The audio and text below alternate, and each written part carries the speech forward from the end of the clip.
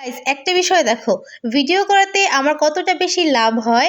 মাশাল্লাহ, আমার ভিডিও করাতে আমার ফ্যামিলি বলো, আমার রিলেটিভস বলো, কারো কোনো প্রবলেম নেই। সবাই কিন্তু অনেক বেশি সাপোর্টিভ। আমার প্রত্যেকটা কন্টেন্ট মেকিংয়ে আমাকে তারা অনেক বেশি হেল্প করে।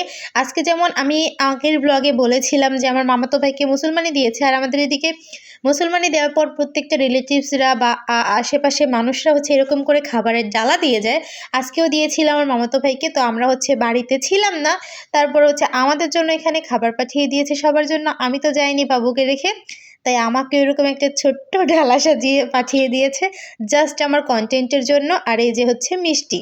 তো এখানে কি কি আছে আমি বলি। এটা হচ্ছে মাছ ভাজা, এটা বড়া টাইপের আলু ভাজা, এটাও একটা ভাজি মেবি, এটা একটা শাক, এটাও মাংস, এটাও মাংস, এটাও মাংস, এটা আলু ভর্তা, এটা হচ্ছে কলার মোচা ভর্তা, এটা করলা ভাজি, আর এটা হচ্ছে চিকেন চিকেন লেগ পিস। এখানে মিষ্টি, পায়েস, সেমাই, আর এটা হচ্ছে পোলাও ভাত। তো টাটা।